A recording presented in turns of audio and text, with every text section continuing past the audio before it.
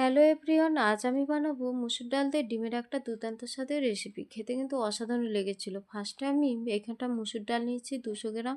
তারপর ডালটা 2 ঘন্টা ভিজিয়ে রেখেছিলাম, জল দিয়ে ভালো করে ধুয়ে নেবো। তারপরে আলু, আদা, রসুন, কাঁচা লঙ্কা, পেঁয়াজ, টমেটো, ডিম নিয়ে নিয়েছি। এবার মিক্সিতে ডালটা দিয়ে ভালো করে করে বেটে নেবো। বাটা হয়ে গেছে।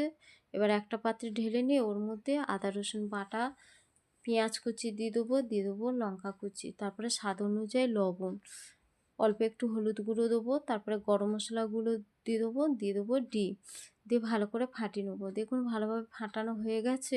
এবার আমি এটাকে সাইড করে রাখবো। তারপরে গ্যাসের মধ্যে ননস্টিক কড়া বসিয়ে দেবো, ওর মধ্যে অল্প একটু তেল দিয়ে দেবো। তেলটা ভালো মতন গরম করে নিতে হবে। তারপরে ডাল আর ডিমের যে মিশ্রণটা ওটা আমি ঢেলে নেবো, নিয়ে গ্যাসটা কম আছে 5 মিনিট রেখে দেবো। দেখুন ভালোভাবে ভাজা হয়ে গেছে। এবার আমি একটা পাত্রে ঢেলে নিয়ে এটাকে ঠান্ডা করতে দেবো। এদিকে কড়া বসিয়ে দেবো, কড়ার মধ্যে তেল দিয়ে দেবো, ওর মধ্যে আলু দিয়ে দেবো লবণ আর হলুদ দিয়ে হালকা করে ভেজে নেবো। ভাজা হয়ে গেছে, তুলে নিয়ে ওই তেলের মধ্যে ফোড়নে দেবো শুকনো লঙ্কা, তেজপাতা, গরম মশলা আর গোটা জিরে, হালকা করে ভেজে নিতে হবে। তারপরে পেঁয়াজ, কাঁচা লঙ্কা দেবো, পেঁয়াজটা হালকা করে ভেজে নেবো। তারপরে আদা রসুন বাটা দেবো, তারপরে দিয়ে দেবো টমেটো কুচি, তারপরে কিছু গুঁড়ো মশলা দেবো, লবণ, কাশ্মীরি লঙ্কা গুঁড়ো, জিরে, ধনে আর হলুদ। তারপরে অল্প একটু চিনি দিয়ে 2 মিনিট কষিয়ে নেবো।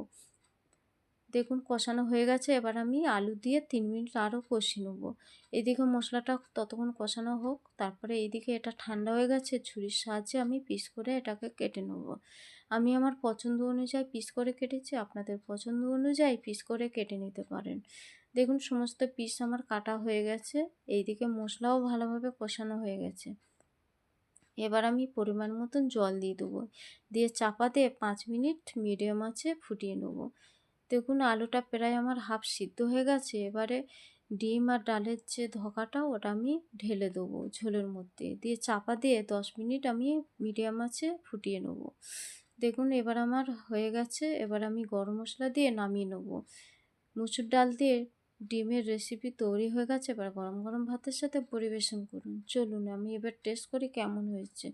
সত্যি বলছি বন্ধুরা, সমেত জাস্ট ফাটাফাটি হয়েছে। এভাবে আপনারা বাড়িতে বানিয়ে দেখুন, অবশ্যই ভালো লাগবে।